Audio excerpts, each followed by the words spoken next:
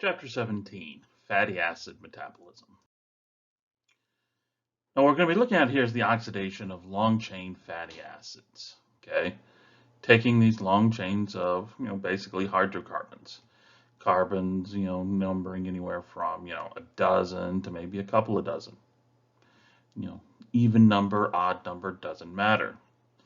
It's going to go through and convert these into, acetyl-CoA, 2 by 2 by 2.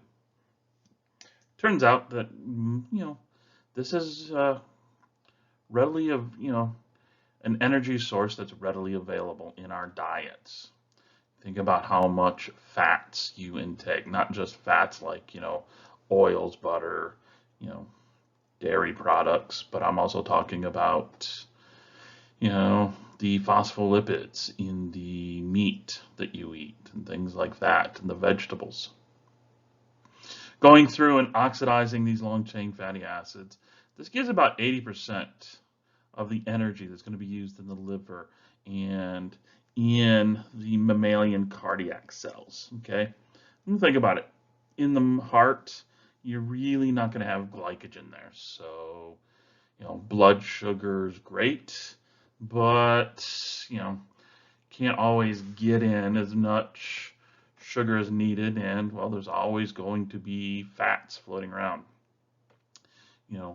Triacylglycerols, lipids, cholesterol, they're always going to be there in the blood, rather easy to take up, and as we're going to see in this chapter, easily broken down. What we're going to be looking at is what is referred to as beta oxidation. The hydrocarbon, the fatty acid chain from whatever lipid, triacylglycerol, diacylglycerol, whatever, the fatty acid's removed, and it's going to be attached to a coenzyme A at the carboxyl terminal end. Okay?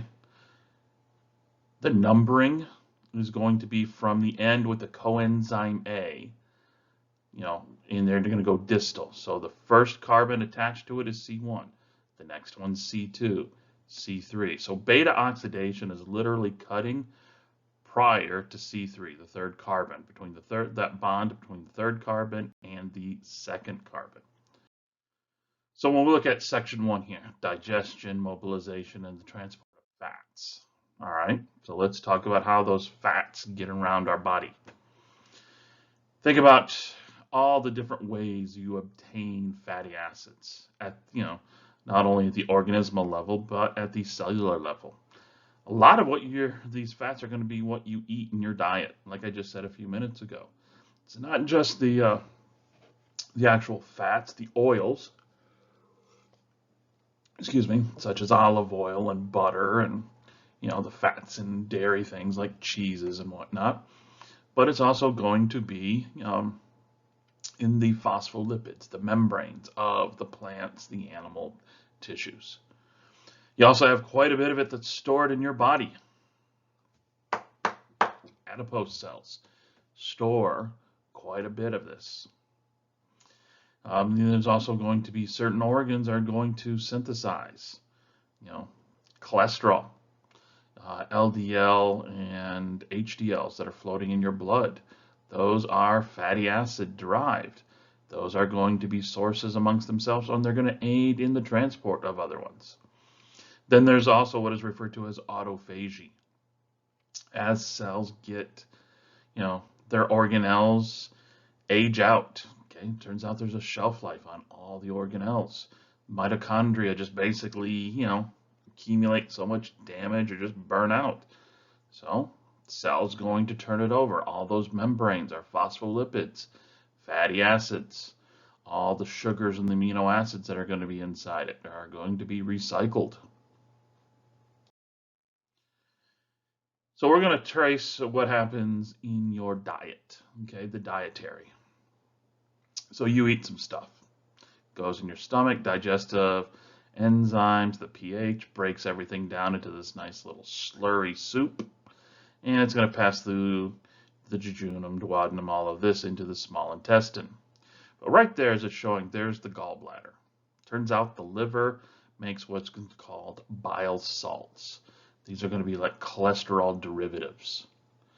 They are going to aid in the digestion and the uptake of numerous things. It turns out a lot of the vitamins, a lot of the things that you take up in your diet are not water soluble. They are fat soluble. They're hydrophobic.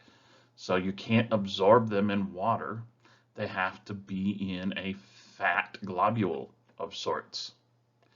So you have these fats, as they're showing right here, that are flowing into the small intestine.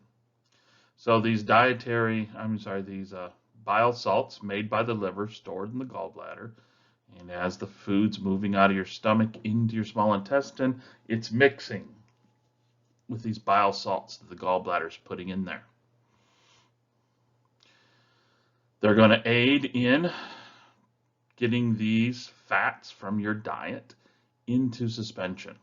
They're going to help overcome their hydrophobicity, because they're still going to be hydrocarbons. They're still going to be fats. They're still going to be, fatty acids, lipids. They're not going to want to be in solution, but these bile salts will help compensate for that. There's going to be lipases and enzymes that are excreted by the mucosal lining of your small intestine that's going to go through, and the triacylglycerols are going to get cut down to diacylglycerols, then individual fatty acids and whatnot. Those are going to be taken up. They're going to be packaged away in what here they're showing as a chylomicron, which is a cholesterol and LDL, HDL. Literally, they call a micelle. It's going to be a fat bubble, a lipid bubble that's going to help transport all of this through the interstitial fluid, the tissues, into the lymphatic system, from the lymphatic system into the bloodstream, where it's going to be transported throughout the body and then taken up by the cells that need it. Well, we have our collection of lipoproteins. Remember, lipoproteins, lipid proteins with lipid. These apolipoproteins are going to be the proteins that are lipid free. So they're the precursor to our lipoproteins. These apolipoproteins, the lipoproteins to be, are going to interact with all the triacylglycerols, the phospholipids, the glycerols, the cholesterol esters that are in the interstitial fluid, the bloodstream, and whatnot. They're going to form those chylomicrons, those micelles, those lipid bubbles that are transporting all of this between cells in the fluid, the liquid, the water that we call the blood. These lipoprotein particles are going to be, spherical aggregates of lipids, proteins, and whatnot, whatever it takes to keep everything pseudo in solution. Okay, they're not hydrophilic. They're still very hydrophobic. And the more hydrophobic things are going to be at the core. The things that are semi-hydrophilic or have the most potential for being hydrophilic are going to be pointed on the outside of this micelle. And a micelle literally is, just think of it as a microscopic bubble. There's going to be different types of these. This is where that LDL, HDL thing comes into play. You hear people talk about their blood cholesterol levels, and you keep talking about the low density, high density type of things. Well, this is one of those that we're talking about. These different chylomicrons that are floating in the bloodstream, transporting the very hydrophobic lipids and cholesterols from cell to cell, tissue to tissue, organ to organ. Now, there's a couple of these apolipoproteins that are of most import. Apolipoprotein B48. You also hear this, the acronym ApoB48. This is the primary protein that's making that aggregate that's trying to keep these lipids in a quasi-suspension. ApoC2. This is going to be the HDL ones, Okay. This is a protein that's in the blood that associates with the chymochrons. And these are going to be, the HDLs. This is going to aid them in moving and knowing which cells to target, which cells to go to. These lipoprotein lipases are going to be extracellular enzymes that are excreted into the capillaries of muscles and adipose tissue. They're activated by that ApoC2, last slide, that's associated with the HDLs. What this does is it hydrolyzes triacylglycerols. Because remember triacylglycerols, it's a glycerol with 3 fatty acid chains, hence tri. It goes through and basically it hydrolyzes. It cuts off the fatty acids one by one, ultimately giving you a mono acylglycerol. Glycerol, the 3 carbon with only 1 fatty acid chain. The 2 that were released will be taken up by neighboring cells and utilized as an energy source. These fatty acids are converted to triacylglycerols in the liver. So if you get excess ones, the liver takes them up and turns them into those triacylglycerols that we just talked about on the last slide that the muscles will be cutting up. These triacylglycerols from the liver are packaged with specific apolipoproteins that we associate with the LDLs. They're going to be secreted into the blood, and they're going to use the bloodstream. They're going to flow around, and adipose tissues, the cells in the adipose tissues, is going to pull these LDLs out, and it's going to store them away.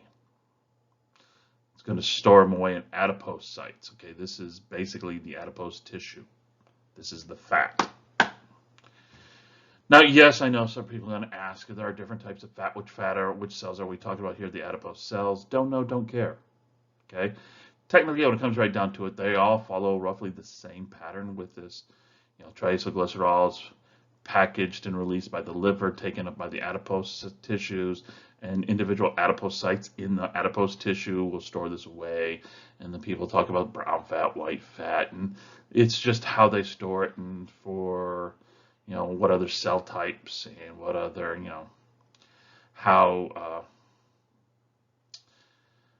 what's the word I'm looking for? How much blood flowing in and out of that tissue. And I can't think of the word right now for that, so we're just going to move on. What we see, though, is a lot of this is going to be hormone-driven, which makes sense, as we've seen in quite a few chapters just this semester.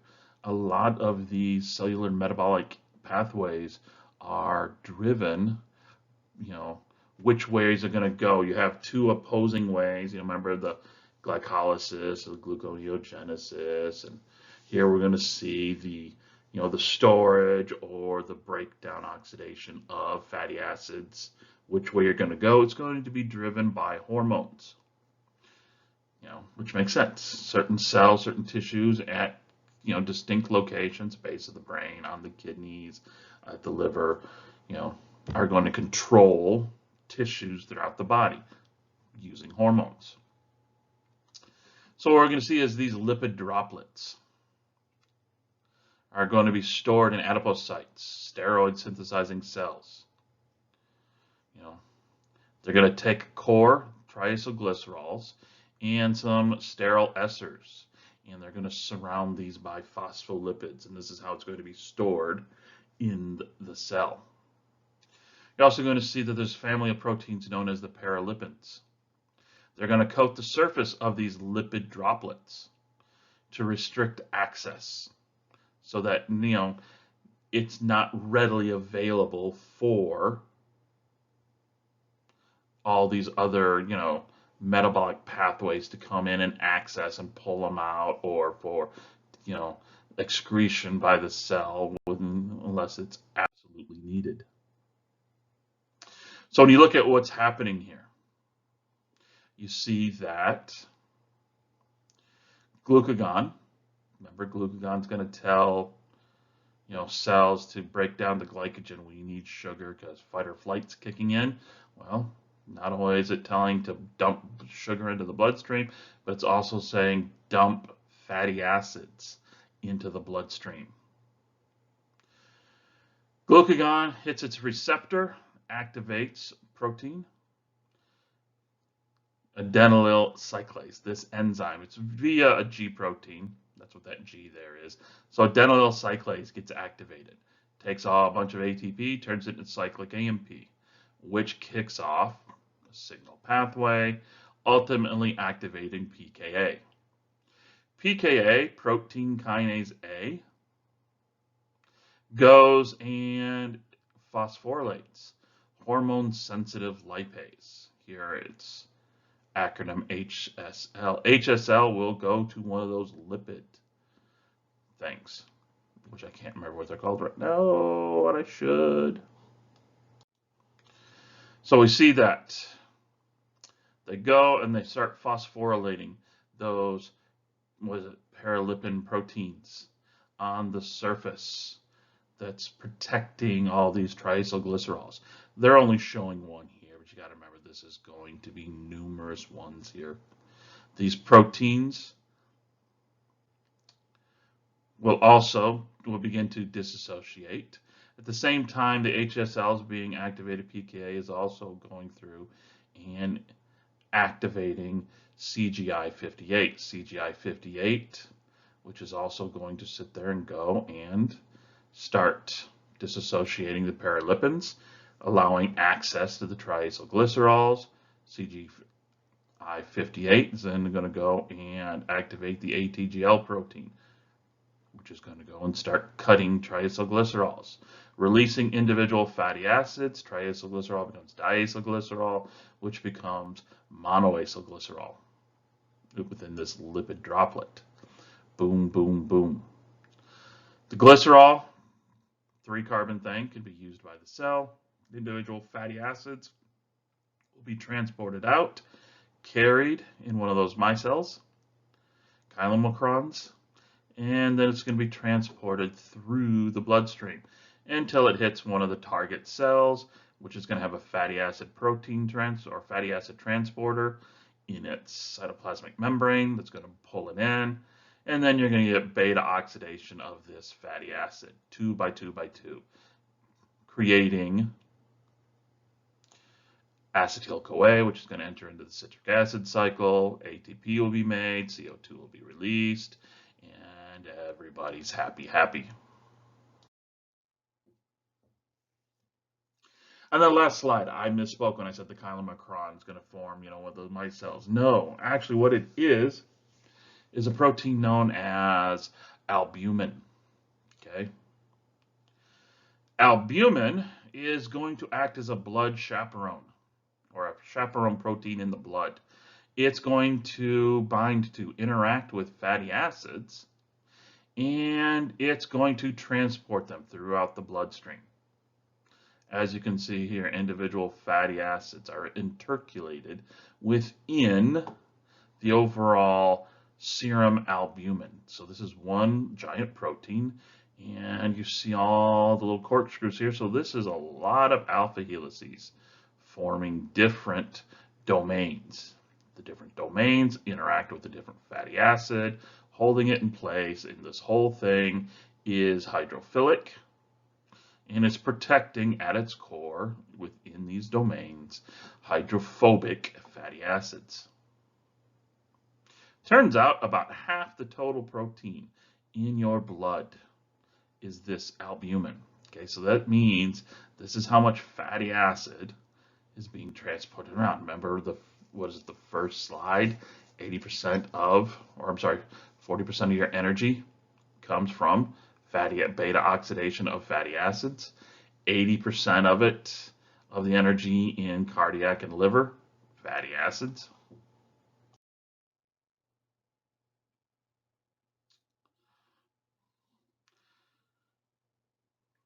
So we're going to take that glycerol, because remember triacylglycerol, it's the 3-carbon glycerol, and from each of the 3 carbons, there's the fatty acid chain. Well, the fatty acids are going to be beta oxidized into acetyl-CoA. Well, what about the glycerol? Well, the glycerol, through a series of steps, getting with glycerol kinase is going to add an inorganic phosphate from ATP to the 3rd carbon, so it gets phosphorylated. Then glycerol 3-phosphate dehydrogenase is going to oxidize carbon 2, giving it a carbonyl. And then isomerase is going to take this hydroxyl and hydrogens, and it's going to switch things around a bit. So you're going from dihydroxyacetone phosphate, DHAP, remember DHAP, it's an isomer of glycerol 3-phosphate. So these two are the halfway point of glycolysis. Remember when the fructose 1,6-bisphosphate gets cut in half, you get DHAP, you get glycerol 3-phosphate.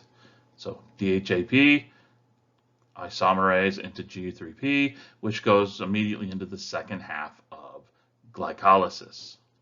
Or, depending on which cell types it is, gluconeogenesis. Take the glycerol 3-phosphate, can end up with G6P.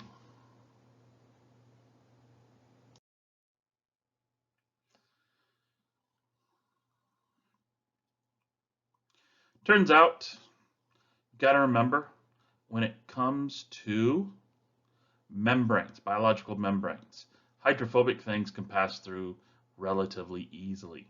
Okay, nothing's going to be more hydrophobic than a hydrocarbon. Okay, it's carbon and hydrogens. There's no polarity to it, so it can pass through. But there is a bit of a size issue. Anything that's 12 carbons and less passes through easy.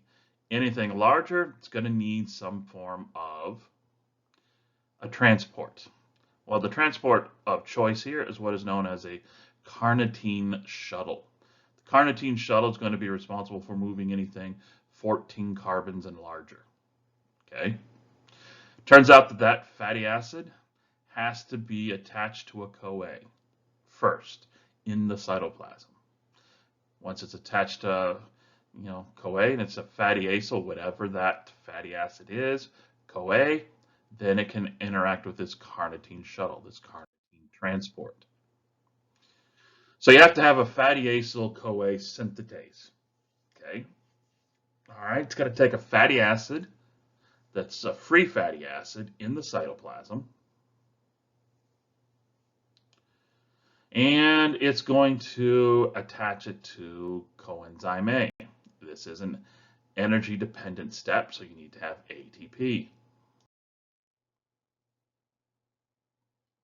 And when you look at it, you take the ATP, and it's not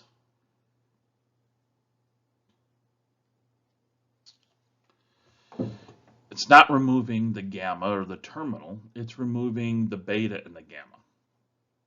So you see here our fatty acid. It is interacting here with the bond between alpha and beta. So you end up with an intermediate fatty acyl adenylate. This is still enzyme bound, so this is not a free intermediate. This will be attached to one of the amino acid residues of the active site that is stabilizing this. So it's the adenosine nucleotide phosphate directly to the fatty acid. R here is just saying this is the fatty acid chain. Don't know how many it is, so that's why we're not saying here. Coenzyme A, here's that thiol. It's going to nucleophilic attack here for this carbonyl right here. You're going to get a rearrangement to release of AMP, and then that bond here from the oxygen to the phosphate, the carbon oxygen here is going to shift the bond from the carbonyl up. So now the carbonyl is here. And this down will now be the sulfhydryl. I'm sorry, not the sulfhydryl, the coenzyme A. Sorry, it's been a long day. Gamma beta released, boom, negative 19 kilojoules per mole. That's a delta G there. This reaction here of the attachment of the AMP and then the swapping the coenzyme A for the AMP, that's a negative 15 kilojoules. So this is an extremely exergonic series of reactions carried out by this enzyme.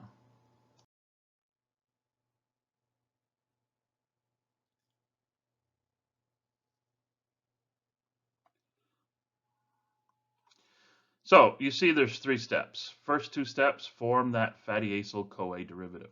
Makes sense. Then you got to get rid of that pyrophosphate. Hydrolysis of the pyrophosphate. Get rid of that AMP. All told, for those 2 reactions that we just covered on the last, negative 34 kilojoules. Okay, not too bad. But the carnitine, though, that's what's important. The carnitine is going to interact with the fatty acyl CoA. Okay, it's going to interact, displace the CoA, and it's going to allow for the transfer in across the membranes of this fatty acid. Enzyme of choice, carnitine acyltransferase 1, also known as CAT1. Okay, so the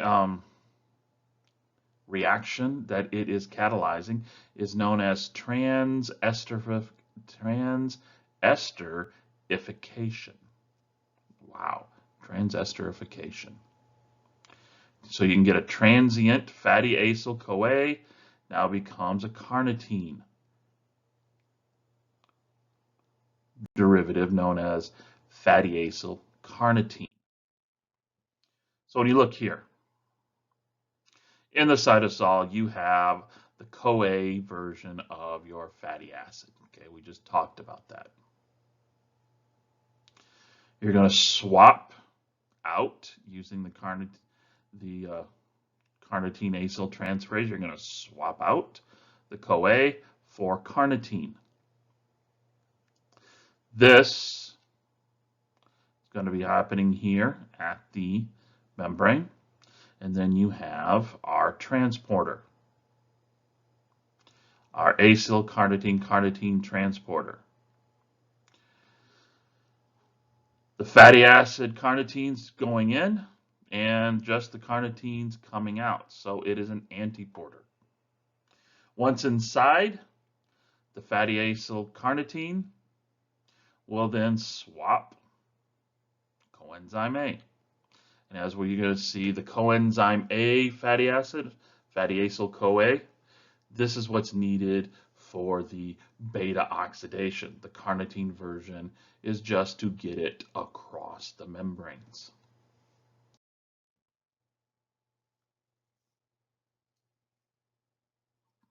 That second swap back, swapping in coenzyme A, swapping out carnitine, that's carried out by CAT2. CAT1 swaps out CoA, swaps in carnitine, so you can transport across. Once you transport, CAT2 reverses it. Cut out carnitine, add back in CoA. So what you have here are two pools of coenzyme A, cytosolic, mitochondrial. The coenzyme A that's in the mitochondria, this is for generally used for degradation of pyruvate fatty acids, some amino acids that make it into the mitochondria. The cytosolic, that's all fatty acid biosynthesis. Okay, that's its whole point. So when you see, and you're talking about the pyruvate to acetyl-CoA type stuff, that's going to be the mitochondrial.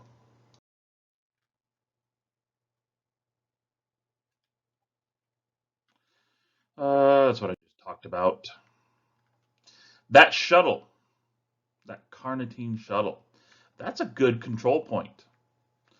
If your cell has enough, acetyl-CoA going into the citric acid cycle, and you don't need any more, ATP levels are high, NADH levels are high. We talked last chapter, in chapter 16, control points of citric acid cycle. Well, here's a control point of bringing in fatty acids, which are going to be oxidized, beta oxidized down to acetyl-CoA to be fed into the same citric acid cycle. So if you're already overwhelmed in the mitochondria, stop bringing stuff into the mitochondria. Malonyl-CoA. It's an intermediate in fatty acid synthesis. So if you're making, stop transporting. This way your cell is either doing synthesis or degradation. You're not making and then breaking it down at the same time, because then you've got them working against each other, and you can't have metabolic pathways doing that. It's either one way or the other.